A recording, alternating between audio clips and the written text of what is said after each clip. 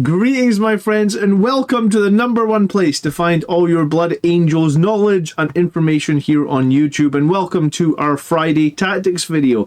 Today is an interesting day. We just had the new Codex come out, and I thought probably a better idea than to jump into all the math on individual units, which I think I will be breaking down over the next 10 weeks or something.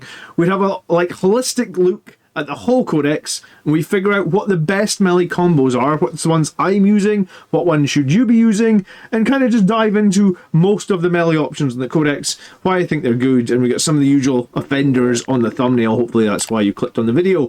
So, goals for this video then, right? We want to find the strongest combos in the new Codex, and I think there is a good number of strong combos. We're going to give a general summary of each unit. I'm going to tell you why it's objectively good rather than compare units like apples against oranges. We will do that in the coming weeks. If there's a unit or a combo you really want to see compared, do me a favor and drop it in the comments, and we'll probably pick it up in the next couple of weeks. And I'm going to discuss my experience using them, because I've played Liberator Assault Group 3 times now, and my list actually got cheaper. So my list actually cost 5 points less than it did before the Codex came, before the MFM points came out. So I was playing at the Codex points, so my list got cheaper, and I am still on 100% win rate with that list. So I'm going to tell you my experience of playing it, and that's going to be it. So we're going to jump into all that, so let's get into it. Right, let's talk about Commander Dante. Now, I think Dante is really, really good this edition. If you've watched the channel for a while, you'll know that I kind of hated his rules in 9th edition, so it's really nice to actually play him. He essentially has a 9 attack Power Fist on the charge now in Liberator Assault Group, right? 9 attacks, Strength 10, AP 3 with lethal hits. I suppose that's even better than a 9 attack AP 3 Power Fist. Lethals as well, right? He improves the charge range of all your models that are grouped with him, +1 to advance and charge. So if you do use your advance and charge stratagem, you get even more range. He doesn't need Oath of Moment, but he will take a benefit from it, right? Like, his unit will have an 83% hit chance. 39 attacks out of his unit, so 83% means that you'd be making somewhere in the region of 32 hits. If you do use Oath of Moment, it might be as high as 37, 38. Really good. And occasionally, I want to say this, I think he causes Battle Shock around 25% of the time. Battle Shock is not in as impactful a mechanic as we thought it might be in 10th edition, and even with a -1, I want to say like once per game at best he's going to cause a Battle Shock, and usually when he does cause the Battle Shock, it's against the wrong unit that you don't want to be Battle Shocked. So his Battle Shock aura, I think, is situational at best. So we know now he's attaching to the Sangre Guard. They got a little buff. They are down at 45 points per model, and for every 3 we have 1 Infernal Pistol. So a little buff over what's with the Codex. It is a pet peeve of mine that these books are basically wrong as soon as they come out, but I mean, maybe that's a video for another day. Okay, so if we're with Dante, we're going to get 30 attacks at Strength 8. In Liberator Assault Group, they are all going to be AP 3, so we add in Dante as well, that is 39 attacks. They are very durable in melee when led by a character, so -1 when the enemy are hitting them, -1 when the enemy are wounding them. Obviously, they've got that 4-up in Vun save as well, and 3 wounds, so I think they're very durable in melee, and they're just a great melee unit. The 2 Infernal Pistols is nice. I don't think it's game-changing, but I guess an extra Infernal Pistol will take it. The maximum melee damage of the unit is 78, 39 times 2, so a very solid amount of melee damage. I would either put these guys in reserve or start them in a transport. They are still weak against range firepower. In reserve, they can easily jump down with rapid ingress and make like an Alpha Strike type charge, and their Alpha Strike with 39 attacks with Strength 8 and potentially like the very next point, they synergize really nice with Red Rampage. I think it's really, really good. It's really, really strong. Or start them in a transport, because if they're in a transport, then they're protected. They do get an extra 3 inches disembarkation, so I guess they disembark 3, they move 12, they can advance +1, they can charge +1, so they have really, really good threat range out of transports. So I think this is a great unit. I mean, I suppose it's worth mentioning it can grenade as well, but I mean, with 70 melee damage at AP3, there's not many things you're not going to kill. I think I threw these guys into like Knights and a Stompa, and both times they did like 20+ wounds. So they still do a lot of damage with Red Rampage. They benefit from Oath. And overall, they're just a great unit in the Codex. 400 points with Dante, so pricey unit, but they are pretty great. Next up, we're going to talk about Astaroth, who has been improved ever so much. He now has 7 attacks on the charge at strength 9. He keeps that great AP 3. He's got devastating wounds and precision, so potential there to just kill an enemy character outright. While he's leading a unit, every model gets devastating wounds when they make a charge. And anytime a unit is destroyed in melee combat on a 4-up, they can fight on death. So 2 pretty nice buffs there. Unfortunately, the one thing to mention is Astaroth doesn't carry grenades and he doesn't carry a shooting weapon in any capacity, so just be aware of that. He provides the much needed OC for the Death Company, and I think he's strong in all 3 detachments because he's always going to grant those devastating wounds on the charges, and most of the time the Death Company are going to want to fall back and charge again, especially in Liberator Assault Group. You get an extra attack, you get 2 extra strength, so if you ever, for some reason, don't wipe your enemy with the Death Company and Astaroth, you're going to want to fall back and charge again, get those devastating wounds again. Death Company Marines. So, while Astaroth's leading them, they can reroll charges. It's not super impactful, but it's something. They have a 6-up Feel No Pain, which again can be strong against 2 damage weapons. In Liberator Assault Group, we're going to get basically like 12 Power Fist attacks, because 3 guys can take Power Fists. We're going to get 8 Eviscerator attacks, because 2 guys can take Eviscerators. We're going to get 25 Chainsword attacks, because the 5 remaining guys will have Chainswords. We're also going to add the 14 damage from Astaroth potential, because he did have 7 attacks now on the charge. So that actually gives you a maximum melee damage, including Astaroth, from this squad of 79. So they are basically bang on point in terms of damage output with the Sanguinary Guard. Obviously, these guys have a lot less AP, and that like everybody's on AP 2 or AP 1 except Astaroth, who's on AP 3. But I mean, still 78 damage. So if you're fighting something where AP doesn't matter, like demons or something that's got, you know, demons are a good example because they're invulnerable save, I guess, then they're actually pretty devastating, and they cost 65 points less than that Sanguinary Guard plus Dante. So again, one of their weaknesses is they don't really survive against shooting attacks, but again, they could be put in strategic reserve. You can bring them in, you can make an Alpha Strike because of the rapid ingress. If you're not familiar with that, I've done other videos on how to get the most out of rapid ingress. You want to put the unit 12.1 inches away, you want to bring it in, you want to move forward 12 and make almost like a guaranteed charge. So this unit is actually pretty great, even with the new points cost, I feel like. I think Lamartez and a regular Jump Chaplain are still both really good choices for attaching to the Death Company. I think at 240 points for what you actually get there, which I guess is somewhere in the region of 65 damage with reroll hits, is absolutely fine. Lamartez will give you those lethals. Astaroth will give you the devastating wounds. The regular Jump Chaplain is interesting as well because he gives you +1 to wound, and that's always useful, especially with your Power Fists and Eviscerators and a sheer number of Strength 6 Chainsword attacks. +1 to wound is still a great choice. So I think you can run 10 Death Company and any combination of those 3 Chaplains. Pre-Codex, because a lot of people, I wanted to remind people what this was before. Pre-Codex, where everybody had a Power Fist. That would have been like 10 guys all with Power Fist, each getting 4 attacks, 40 attacks, potential 2 damage each. Lamartez had 5 attacks before. So potentially pre-Codex, this squad did 90 damage. Now the squad is down at 79 damage. I guess the difference is, this squad, if you remember before, was 400 points with Lamartez. And now it's 350 with Lamartez, or like 345 with Astaroth, so it's come down somewhere in the region of 15% in points.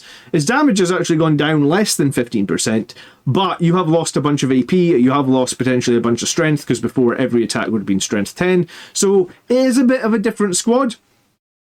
But I think at 350 points, it's totally fine to run 10 Death Company with Jump Packs. I think you're actually still fine to run the 5 Death Company with the Jump Chaplain if you want to keep them as cheap as possible. I've got a little bit more about that later, because I hadn't looked at that before I made this video, and this is probably one of the best things that came out of this video, is the fact that I had to look at everything rather than just focus on math for a couple of units. Okay, so we're going to come back to the Death Company, plus the 5, plus the regular Chaplain, a little bit later. Let's talk about Blade Guard though, because Blade Guard are a unit that we used to see a lot as Blood Angels. We didn't see very much of it in Sons of Sanguinius. We saw it occasionally, but I guess the change to the Impulsor, so you can get 6, well, it was 6 before, now it's 7, so the fact that you can get the Blade Guard plus a character inside the Impulsor is a pretty meaningful change. And I think the stratagems that we have in Sons of Sanguinius take this to a new level that we haven't seen before. So I think the big difference with Blade Guard now is the Savage Echo strat. So when you are charged by your opponent, you can select either strength or attacks of melee weapons and give yourself, your unit, one to the selected characteristic. So most of the time, I think with the Blade Guard, you would take the +1 attacks. Then you can choose to basically battle shock yourself, give into the red first, and take the +1 strength as well. So basically, when you are charged with those Blade Guard, you're potentially going to get, 30 attacks at strength 6, which I think is huge. Even if you keep it at strength 5, depending on what you're fighting, bear in mind, strength 6 is a breakpoint for toughness 3 enemies, like Eldar, and if you attach a chaplain as well here, you can potentially get +1 to wound. So you're strength 6 with +1 to wound, so you're wounding like Space Marines, you're wounding T4 and T5, so Terminators are getting wounded on 2s. At the start of the fight phase with the Blade Guard, you can choose to reroll your hits of 1. So you're going to take those 30 attacks, you're going to reroll your hits of 1, which ends up with 23 hits. Because the Chaplain's going to give you permanently +1 to wound, you're going to wound on 2s against Terminators. So wounding on 2s, 23 hits. You're going to make the Terminators take like 19 AP2 saves, flat 2 damage. So, I mean, statistically, they fail like 10, right? So, fight first once per game with this Chaplain. 85 points. I mean, it is a little bit expensive, but I think it is still so good. A lot of people think about this like, fight, it's only worth once per game, but it's not worth once per game. It's worth it until you trigger it. So like if the opponent goes, oh, I'm going to charge this unit into the Blade Guard, and you go, well, just remember the Blade Guard can fight first. Can is the optimal word there, because you don't have to. It literally says you choose. So your opponent doesn't charge you with that unit, because they know that you'll just choose to fight first and kill their unit. So the Blade Guard are, now that enhancement that is only once per game is now affecting the next turn. The next turn, it's like, oh, my opponent still can't charge me the next turn either, or maybe even the next turn. And like, if you take 23 hits at AP2 with +1 to wound, and let's say it was like 10 Sword Brethren. Sword Brethren are toughness 4, 4 wounds per model, right? Actually means you would wound those 19 times. They would only save on 5s, meaning 13 failed saves. So the Blade Guard kills 6 and like 2/3 of a Sword Brethren. The Chaplain actually would finish that 7th off by himself, because he does have 6 attacks. He would be at strength 7 +1 to wound as well, and he potentially kills the 8. So you get charged. Bear in mind, this unit is 85 plus 180, so 265 points. You get charged by a 300 point unit, 10 Sword Brethren, and you're killing 8 of them before they fight. That's insanity. In fact, this unit would do 11 wounds to Angron, who is toughness 11 with a 4-up invuln, if Angron charges you first, because you're on strength 6 +1 to wound. So fortunately 6 is like a breakpoint against Angron's T11, right? So it's just a crazy amount of damage with fight first. Now, Blade Guard with the Judas is still pretty good, right? You're still hitting it you're still potentially on strength 6 when you're charged. You're still fighting first if you're using the stratagem. But I think the Chaplain pushes enough extra damage in there that the Chaplain is a super interesting choice. Now, some people have asked, is a Captain with Blade Guard good? I mean, he is, right? Like, because the Captain can give you a free stratagem, so you could use Savage Echoes for free. The one kicker with the Chaplain, though, is if you do both parts of it, like you battle shock your own unit to get the extra bonuses, once per game the Chaplain can actually remove battle shock from any unit within 12 at the start of any phase. So you could actually battle shock your own unit, do a bunch of damage, and then instantly unbattle shock them to bring them back to have OC on the objective to potentially stop your opponent scoring or something like that. So the Chaplain is a super interesting pick. The Chaplain helps with synergy of like other Death Company units in your Blood Angels list, and the damage output that these guys do if they're charged is horrific, right? Like, I can't imagine charging a 300 point melee unit into these guys and losing that much. In fact, if you charged these guys with like a 10-man Death Company, then it would be the same. Like, statistically, you would fail 13 saves. Every save is a dead model unless you're rolling your 6-up Feel No Pains. And then the Chaplain fights again, so he kills a couple on his own as well. So potentially you're losing like 15 Death Company statistically. So if you charge these guys with 10 Death Company and a character, there's a chance you actually lose the entire... we just talked about them, 345 points, they're all dead. Now, if you've got Astaroth, I guess half of them fight on death, but if you know, if you did a regular jump chaplain or something, they're just all dead. Lamartas would be reasonably decent against that because it's 2 damage weapons. And that is where Lamarta's strength comes from, but you would probably still lose like 6 or 7 Death Company. It's pretty crazy how good damage these guys do, especially against like a T11. So if you're a Greater Demon's charging your Blade Guard now, it's gonna lose so much. Like at that point, can they even charge you, I guess? Like, are they willing to charge to kill some Blade Guard? And bear in mind, Blade Guard have a 4-up invuln. They might spike some of their saves. So are they willing to take 11 wounds before they see if they can spike some of their saves? Tough, eh? I really like the Blade Guard. They fit inside an Impulsor.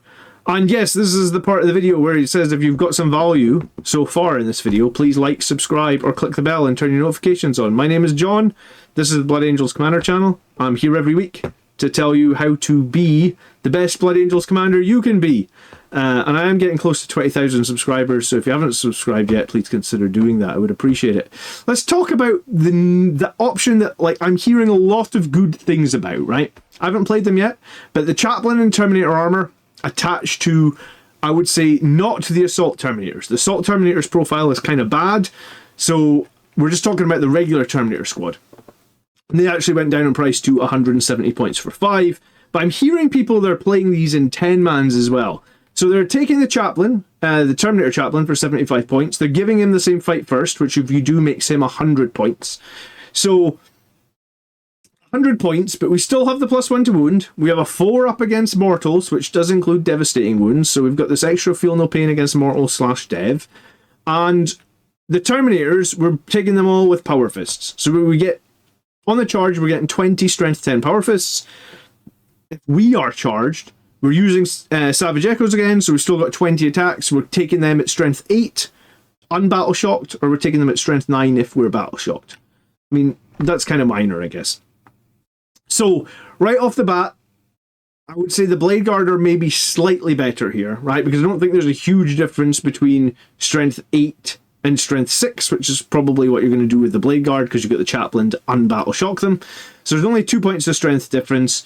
The Blade Guard get more attacks. They get 30 attacks. The Terminators in 5s only get 20. If you did take the Terminators in 10, you would get 40 attacks. And then both units have +1 to wound. The interesting thing, though, is Blade Guard, by de facto, are allowed to reroll those ones to hit if you activate the Sword of the Emperor ability, I think it's called. It was on the Blade Guard profile. What's it called? Sword of the Chapter, sorry. So I would typically activate Sword of the Chapter to reroll ones to hit. So it's 30 attacks rerolling ones to hit. The Terminators are just getting 20 attacks. But they are still very good, right? 20 power fists, strength 8. You still got +1 to wound. So, like, if that same Sword Brethren unit charges you, you are still killing like 5 of them. And that's, you know, that's before the Chaplain fights. Chaplain does a little bit as well. You do 8 wounds approximately into Angron with a 5-man. So I guess if you took the 10-man, you'd actually do like probably in the region of like 13 or 14 wounds against Angron. You've got deep strike potential. You've got the 4 up against mortal wounds. You also get to put the teleport homer on the battlefield. You can rapid ingress then for free, potentially if you put your teleport homer in a good space. And they have this great synergy with Oath of Moment, right? Each time this unit makes an attack against the Oath of Moment target, you add 1 to the hit roll. So you increase their hit chance from 66% to 97% if you're hitting your Oath of Moment target. So if you are able to make a charge with these guys, or shoot with these guys, they become very, very reliable, right? Like 97% chance to hit. Because of Oath of Moment, that basically means you're hitting on 2s, rerolling 1s, right? And if you know the math on that, that is 97. So basically, if you have 20 attacks, you could probably expect 19 or 20 hits from those Power Fists. 19 or 20 Power Fists with +1 to wound will kill a lot of stuff. They're down to 170 points. I thought they were probably okay at 175, so they get, you know, anytime they knock points off a unit, that's probably okay. This is fine. I think some Blood Angels players will switch. Right, we maybe see slightly less Sangre Guard, we might see slightly less Death Company, especially with Death Company losing a lot of their special weapons, and I think we'll see some people using Rapid Ingress, Savage Echoes, We've got Advance and Charge. I forget the name of the stratagem now, but Advance and Charge with Terminators that are Rapid Ingress could be very powerful as well. So I think there's a lot of options around these Terminators. Now, I really thought about fielding them as 5 with the Chaplain. Might be a good option. The Chaplain's probably the best option if you are going to be charged. But some people have been saying they've been taking 10, they've been putting them in the middle of the board, they're durable with their T5 and their 4-up invuln, they've got that mortal wound shrug, they can't really be charged. Like, you can't really charge 10 Terminators with a Fight First Chaplain, can you? Because that's 40 Strength 8 attacks, AP2. I mean, charge that at your own peril. And I guess if you're really on point and you manage to put the Oath of Moment, if you know Angron's going to be wanting to take the middle of the board and you put Oath of Moment on him, you make it even harder for him to charge if you've got 40 attacks. They're going to basically be +1 to wound and hitting 97% of the time. So I think Terminators are very, very good. The Librarian with Terminator armor is probably a better pick if you know you can go offensive, right? Because he potentially maximizes the damage of those Terminators. The reason he maximizes the damage is because he's got that sustained 1, which he gives to the squad as well. It also applies to like his shooting, so his smite becomes sustained 1, his force weapon becomes sustained 1. It does synergize really well with Red Rampage. The issue is, I think you want to keep Red Rampage probably for your Death Company or Sangry Guard. So, although the Librarian is the best in terms of, like, he will give you the most damage output, the Chaplain will be better if the enemy are charging you. The Chaplain doesn't need your Red Rampage stratagem, and the Chaplain doesn't really need CP spent on him either, unless maybe you're advancing and charging. So, like, sometimes you have to weigh that into your army list, right? Like, if you know you're going to always need Red Rampage on Dante's Sangry Guard, then maybe the better pick for the Terminators is the Chaplain. But if you're looking for absolute raw maximum damage, then it is the Librarian, because the Librarian gives you sustained 1. You can pop Red Rampage with that to get, like, you know, Lance and potentially Lethals. So he will do the best. He's very strong against Psychic armies, and he's got that 4-up ability against Psychic weapons. But I think if it was me, as much as I know the Librarian is the raw damage output pick, I think I'm really on board with that first Chaplain, because I think the +1 to wound when you are charged is huge, right? Because, like, typically when you're charged, it's going to be by something nasty. You're not always going to have the greatest wound rolls against that anyway, because Blood Angels will not have that anymore. So I think, and you don't get a +2 strength. So I think the +1 to wound is very impactful, and I think it's very scary for most opponents to be like, I'm going to charge a unit of Blade Guard or Terminators, and I'm going to know that they're going to fight first, and I'm going to know that there's stratagems he can play for more attacks or more strength. Like, that's a lot of options for the Blood Angels player, and although it's once per game, I've already seen it in games where my fight first character has impact over multiple turns. Because the first time I tell them I'm going to fight first, if you charge in there, they won't do it. And there's been other situations as well, right? Like, I remember in one of the games, I had my Blade Guard in combat with a Knight, and the Knight had a handful of wounds left, right? But what you would have liked to do is you would have liked to charge the Blade Guard to kill the Blade Guard to stop them killing his, like, big Knight, whatever, I don't know what Knight it was, like one of the toughness 12, 24 wound Knights, right? He didn't want his Knight to die, so he wanted to charge my Blade Guard and kill them. And I was like, if you charge my Blade Guard, I will activate my Fright first and put all my attacks into your Knight to just finish your Knight off, because I do not want to leave you with like a 6 wound Knight in the backfield that's able to just shoot me indiscriminately for like 3 more turns. So he was like, oh, so I can't charge your Blade Guard, you'll fight first. I was like, correct. So in that situation, I didn't burn my enhancement. I still got to fight before the Knight because I charged him in my turn, so I was fighting first there anyway. But then he wasn't able to make the charge against the Blade Guard with that other unit, and the Blade Guard are now still at full health. They've still got their enhancement, even though it hasn't been triggered yet, and they're able to go and pick off something else. So the same thing could be done with the Terminator with the Chaplain. The Rapid Ingress is very strong. I think this is a really strong unit. I think we're going to see it more. Whether or not we see lots of people taking the 10-man, I'm not sure. But I have heard people say that they are already doing 10-man on these Terminators, and they're a disaster to deal with. I mean, they're only a few more points than Dante, I guess. And his 6 Sangry Guard. So this is 10 Terminators they'd have to chew through. Improved toughness, improved save, really, really high damage output into the Oath of Moment target. I think it's very good. And also the permanent shrug against mortals. Okay, let's talk about the Judasar. We talked about him before, and there is a couple of interesting things we can do with him. Obviously, we can put him in the Blade Guard, and we can put them in an Impulsor now, and we have already seen some people running two Impulsors, each with 6 Blade Guard, one with like a Judasar, and the other one, I've seen people do already the Chaplain with Fight First, and I've seen some people do Captain with Fight First. But there is one enhancement that's really good on the Judasar, and there's not many characters this enhancement is really good on, but this is it, and it's Gift of Foresight, which lets you, once per battle round, after the hit, wound, or saving throw, you can change the dice to a 6. Now, it's important to note this is after. So, for example, your Judasar with his 5 attacks, so he charges, it's 6 attacks, or he gets charged, it's still 6 attacks because you use Savage Echoes, right? He's got Devastating Wounds. So we can roll his 6 attacks, we can use the Blade Guard ability to reroll hits of 1. So he hits on 2s, he rerolls hits of 1, and then you roll all your dice for Devastating Wounds. Let's say you roll 1 6, you can then instantly flip another 6. All of a sudden we've done 4 Devastating Wounds. They could all be put into an enemy character with the Precision ability, which means you just instantly do 4 Dev Wounds to an enemy character. If you roll 2 6s, I mean, statistically you should probably roll 1 6 out of 6 dice, right?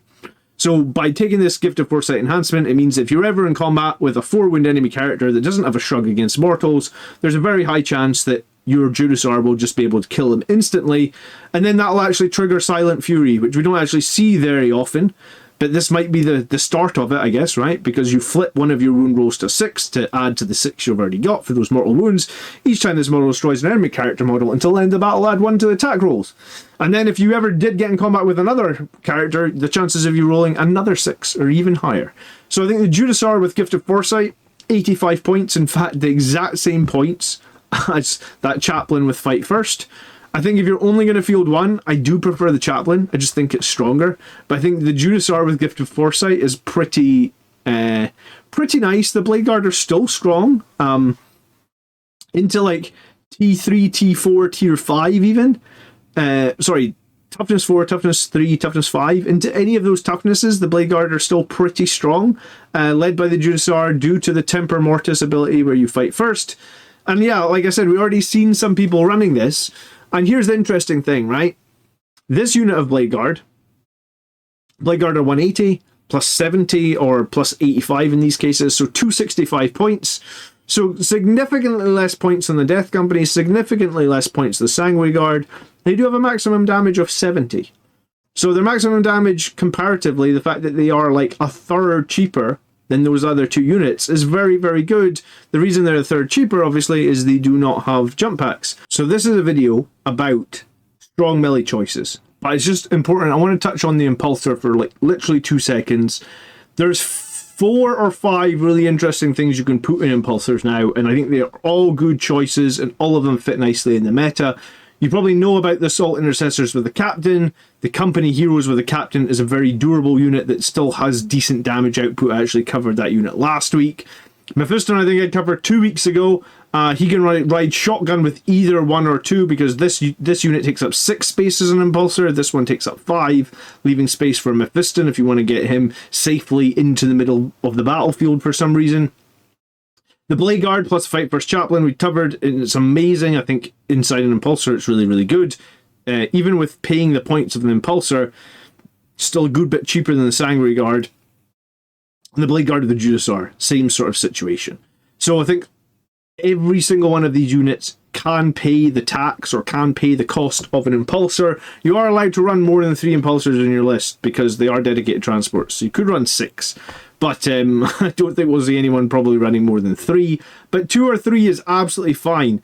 And the Impulsor on its own will be a nuisance, will hold objectives, can do tank shock with its T11, gets 14 strength, 4 bolter shots. So it just is a little bit of a nuisance. Your opponents actually don't want to have to deal with it because it takes a little while to kill with the 5-up invuln from the Shield Dome and the 11th wounds. And it's great synergy with any of these 5 choices. You can run as many or as few of these choices as you like, really. Okay, so the Blood Angels Captain. He got his points changed to 80. I know it says 75 here, but pretend I updated it. I think I updated it on all the other slides. So, we know Finest Hour with a Power Fist is really, really strong. Finest Hour is once per game, it's going to give him 3 extra attacks. So basically when he charges, he goes to 9 attacks at strength 10. You can do that once per game. You can take the Mastercrafted Chainsword, which lets you fish a little bit more if you want to fish for mortal wounds from... The Finest Hour also gives you devastating wounds, so if you want to fish, you do get 2 extra attacks on the Mastercrafted Chainsword. So I guess if you are fishing for mortals, then the Mastercrafted Chainsword is the best option. But I think the Power Fist is still a really solid option, because after your 1 turn of Finest Hour, then what are you left with? Well, then you're left with just a Strength 4, 2 damage Chainsword, or you have a Power Fist. And I think even with the extra attacks from the Chainsword, I think I always just like having Power Fists, because if you're fighting knights or something, at least the Power Fist you're wounding on 4s, right? The Chainsword's going to be wounding on 5s, so suddenly you're dropping like a lot of attacks, and the AP's pretty rubbish on the Chainsword as well. So the Chainsword will blend infantry, but typically I usually find Blood Angels don't have a problem blending infantry. So I think if I was going to be building the new Blood Angels captain, I think I'm building him with an Infernal Pistol and Power Fist. I think it still comes pretty bonkers if you use Oath a Moment. So you get your 9 attacks for the Finest Hour, you reroll all your hits, you become sustained 3 once per game from Rage-Fueled Warrior. So basically you want to roll all 9, and you want to reroll every dice that isn't a 6. Because you're hitting on 2s, so it's not that big deal if you drop 1 extra if you have to reroll the hits, right? But if you luck out and roll a couple of 6s, suddenly you burst like 6 extra hits. It's crazy. And then when you fight an enemy on an objective, which is the next data sheet we look at, each time you fight an enemy, you reroll 1s because you're with the Assault Intercessors. If you're on an objective, you can reroll all your wounds. So you reroll every hit that isn't a 6. Reroll every wound that isn't a 6. You pop your Rage Fueled, you pop your Finest Hour, so you get 9 attacks, sustained 3. So I mean, you probably roll like 3 6s, which procs about 9 extra hits. You probably have like 18 hits. You roll for 6s, every 6 is 2 devastating wounds. You reroll everything that isn't a 6. Bear in mind, you still got like a Strength 10 Power Fist, and I think that's probably why the Power Fist edges it for me, because I think when you're rerolling everything, you're still going to do a bunch of wounds with the Power Fists, whereas you might not do a bunch of wounds with those Chainswords. You want to fight on an objective, because obviously if you're on the objective, you reroll all the wounds. And yeah, you just want to reroll both wounds every time. So this captain can do an insane amount of damage. Can probably do somewhere... If he spikes high, he can probably do as much as like 10 mortal wounds. And then make the enemy take like a bunch of saves. Maybe as much as like 5, 6, 7, maybe even 8 Power Fist saves. Just on his own sum for like 90 points, because apparently I can't change this to 80. He's amazing, right? And then you throw in all the Assault Intercessor attacks as well, which is like another 25 Chainswords, another 4 Power Fists, and they reroll all their hits and wounds as well, because you're probably going to use your Oath target, because these guys are coming out with an Impulsor, so they disembark 3 inches. The Impulsor needs to remain stationary. So turn 1, you advance or move the Impulsor far forward as you can. Turn 2, you are disembarking 3 inches, you're moving 6 inches, you're potentially advancing, and then you're potentially charging. So I think Impulsors off the top of my head move 12 or 14 inches. I think they changed it. I think it's 12 now. I think it was 14. So I think they move 12 inches forward. So if you advance it and you get an average roll, you're 15 inches forward in turn 1. So you move your Impulsor as far forward as you can. Think of it as like a staging platform. Your opponent's not going to want to shoot it. You can try and obscure it. It's got that invulnerable save. If they do kill it, it's not the worst in the world. What, you lose an Assault Intercessor. When you disembark your guys, you actually get probably like 3 more inches of movement anyway. And then you move forward and then you make the charge. And this unit is just super efficient. It'll trade with like a lot of units. And I think in terms of like a trading piece, it's not even that expensive if the enemy kills it. So this is a great unit to have inside the Impulsor. Honestly, if we go back like 3 months, Blood Angels were players, we're playing 2 of these guys. And I think you could still totally do that, because yeah, and I mean, once per battle, the captain can use the stratagem for free as well. So you could advance and use your advance and charge stratagem for free. Cool. Awesome. Right. Notable mentions, because there is some notable mentions that we haven't covered here. And I think we will see some play in these, but we maybe haven't fully seen everything that they may bring to the table yet. So Flamer Aggressors with a fight first captain or biologist. I think the captain probably makes sense because it gives you the free stratagem. Aggressors actually really like Armor of Contempt because they're toughness 6. So I just think that Armor of Contempt's a great stratagem on Gravis units. It kind of just gives them like the next level up of durability. You're going to get up to 24 attacks when you are charged. You can get that free strat, which you could use on Red Rampage. Or Savage Echoes, you could use that on as well. They're a bit pricey comparatively to the Terminators, and I think we will see more Terminators than Aggressors, but I think there is space in the meta probably for Flamer Aggressors. It's a real shame that Flamer Aggressors in the Blood Angels attachment aren't just like 20 points cheaper, because I think if they were, they would get a lot of play, and I think the Flamers are absolutely fine. They're taking a penalty for being... For the Bolter guys in Gladius were the problem with Aggressors. Like, I think Flamer Aggressors could easily come down 20 points.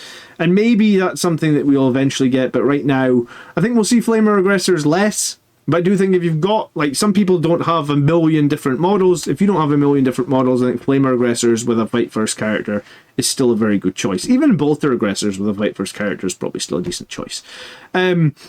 5-man Assault Intercessors with jump packs. They're still super good at 90 points. I know they went up 10 points. They do 20 maximum melee damage. That is from 20 chainswords and 4 power fist attacks. They still do up to 5 mortal wounds on the charge. They just trade really well with weak enemy infantry, or they bully weaker units.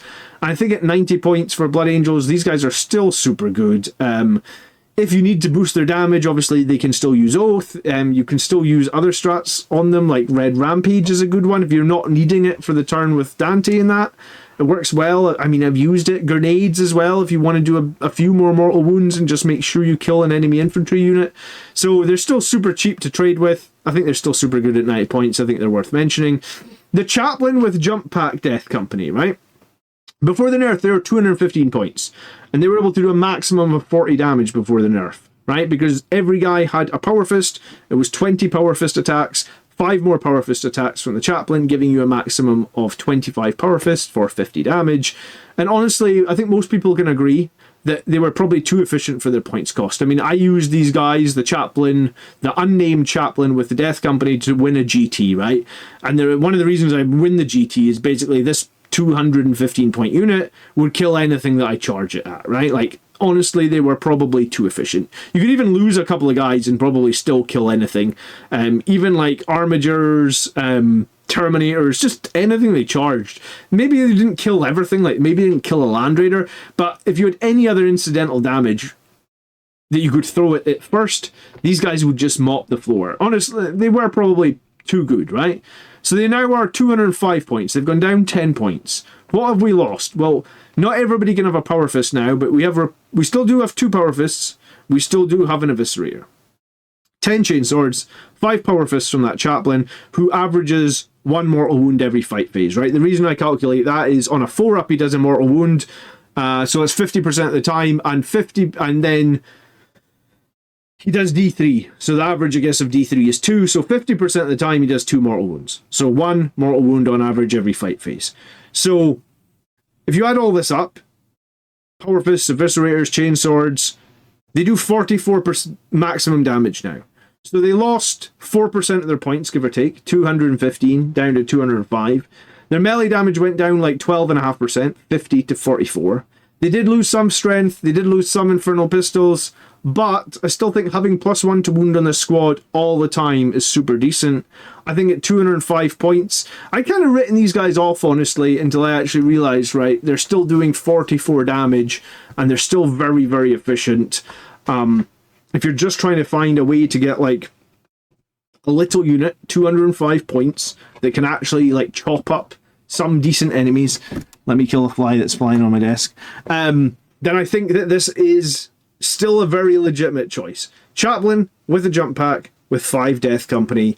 I'm totally fine with fielding these guys at 205 points. One of the things that we haven't seen too much of is MSU-sized Death Companies, because there is, like, the 10-man is a little bit cheaper now, and, like, Games Workshop want you to field the 10-man. But I think that this squad, if you're just trying to have lots of MSU units, I think this squad is still super legitimate, and I think maybe in the coming weeks I will try it. Like, I'm very much enjoying playing Astrath, but I think that we've written this squad off as Blood Angels community without giving it too much chance.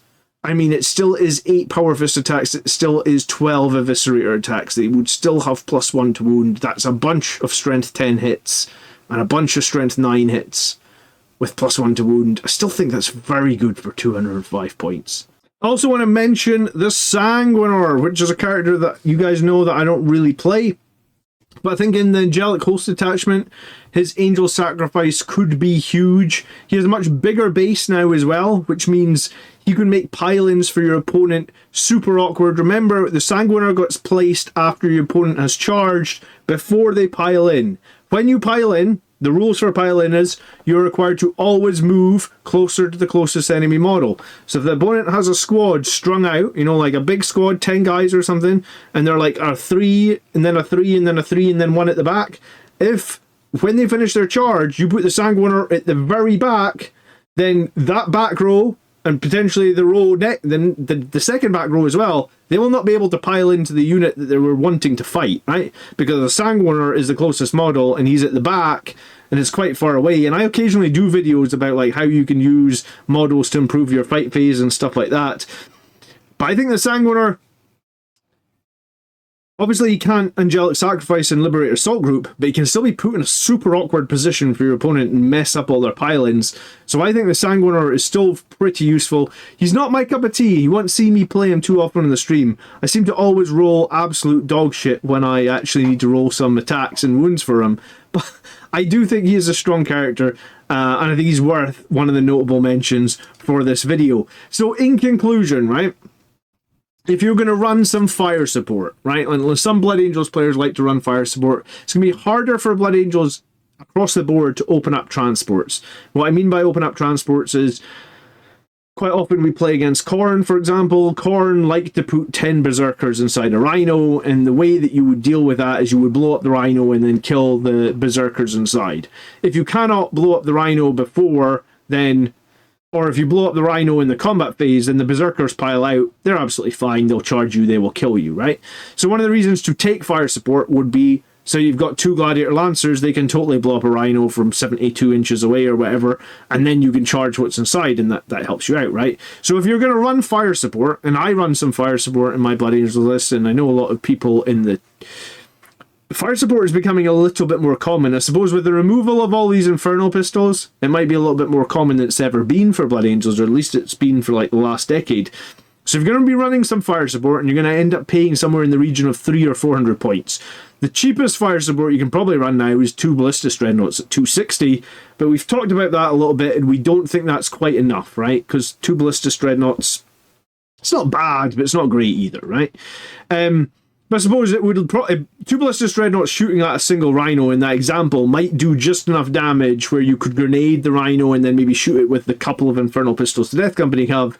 You've managed to blow it up. You kill what's inside. Everybody wins, right? You want to aim for probably like 3 maximum size melee units, right? If you were including this fire support. Or a couple of maximum size melee units, a couple of smaller ones. Or 1 maximum size melee unit and like 3 smaller ones. Right? So this is sort of the breakdown of like how you can make Liberator Assault Group work, I think. If you're playing the all melee, right, so you just don't care about fire support, if you run into like enemies with lots of fight first, you're going to try and play around it. You don't always have to charge into fight first units. You can shenanigans, you could ignore them, maybe. I mean, I used to play Death Guard a lot before we had any way of dealing with fight first, and I always just to use my jump packs to just stay away from their slow 5-inch move fight first guys, right? It's possible. So if you're playing all melee, you basically have 1 more unit to add on top. So you could do 4 maximum size melee units, or like 3 and 2 smaller ones, or 2 and 3 smaller ones, right? I tend to not include my jump intercessors in the above calculations. But I do think we want jump intercessors in your list. Like I run 2 units. I think 2 or 3 units is ideal, because these are multi-purpose units, right? They perform actions, and then they trade against squishy chaff. Like I said, they do like 28 damage with a bunch of mortal wounds. I guess if you throw grenades, it could be as many as 10 mortal wounds. So they could trade into cheap enemy units and then perform actions or steal objectives. So I don't really count these as damaging units, but they can do damage. That's the great thing about jump intercessors. It's probably why they went up to 10 points. They're just so versatile, right? So what you're needing to do then when you're building your Blood Angels list is decide if you're bringing fire support, and then decide how many melee units you're building. Are you bringing, you know, in the moment, my current list is 10 Death Company, 6 Blade Guard, 6 Sangre Guard. So I have basically gone for 3 maximum size units. But I could easily go 6 Blade Guard, 6 Sangre Guard, and swap that 10 Death Company into the 2 5-man Death Companies, and maybe actually that would be stronger. So my list may yet change. I'm not going to my next GT until January, so I've got like 8-10 weeks to figure my list out. But this is my takeaway, that like Games Workshop are punishing us a little bit for having those smaller units. You see it in the cost of the Death Company, you see it in the cost of the Jump Intercessors. I actually think it's fine to still run the smaller in both cases, but they are, I think Games Workshop are aware that they are a little bit stronger, and they are trying to punish us ever so slightly for that. But I actually think it's fine. If you want to run 5 Death Company with jump packs, still strong. You want to run 5 Jump Intercessors with jump packs, still totally fine to do. I'll probably end up doing both. So, in Liberator Assault Group, my last thing about this is, if you are going to run Liberator Assault Group, aim for 1250 points minimum that will benefit from your detachment bonus. We all know the detachment bonus is +2 strength and +1 attack on the charge. So basically you need units that are getting that. You need 1250 points. That is 5/8 of your army. So if you are much less than that, don't expect a great win rate, because that's what I found. I had like half my list, maybe like 800-900 points benefiting from this, and my win rate was like 50% or something. I one day decided to change it and aim for somewhere like 1200-1300 points. I trimmed everything else as much as I could, so it was just like melee, melee, melee, melee. Tiny bit of fire support, tiny bit of units that can do actions. My win rate is skyrocketed. I changed it maybe like a month before I won the GT. I think I've only lost one game, which was the rematch of the top table final in the last, like, since I changed it, probably like 4 months ago. So I probably played like 20 games with Blood Angels, and I lost one. And I think I lost it by 1 point. I'm pretty sure I missed. I think I could have lifted my scouts up and put them back down in that game. So technically I could have won 20 out of 20 since I made this change. And yes, the change I made was when it was still called Sins of Sanguinius, but I actually think Liberator Assault Group is better. I think there's more options with the stratagems. So I am highly advising you do this, right? Like, this has been like absolute game changer for me. And if there's one thing that I'm here to do on my channel is to help other Blood Angels players. So if your win rate's below 50%, please try it. Okay, so this is the end of this week's tactics video. I really hope you enjoyed it. I hope you learned something. There is a Patreon link in the description if you want to support the channel. If you haven't watched any of my other content, then please do. There's a video I made on Mephiston just a few weeks ago, and that was a really interesting video. I am not playing Mephiston yet, but I think it's only a matter of time. I think he's going to get a run out from me pretty soon. He is one of my favourite Blood Angels characters. So if you haven't watched the Mephiston video now, please go check it out. Have a great weekend. Thank you so much for watching. Like I said, leave a comment of what you want me to break down from the new Codex. And if you are wanting your army list reviewed on the Army List show, which is every Sunday, please put that in the comment section for the latest Army List video, and we'll get you reviewed there as well. Have a great weekend, guys. I'll see you soon. By the blood are we made strong. Peace.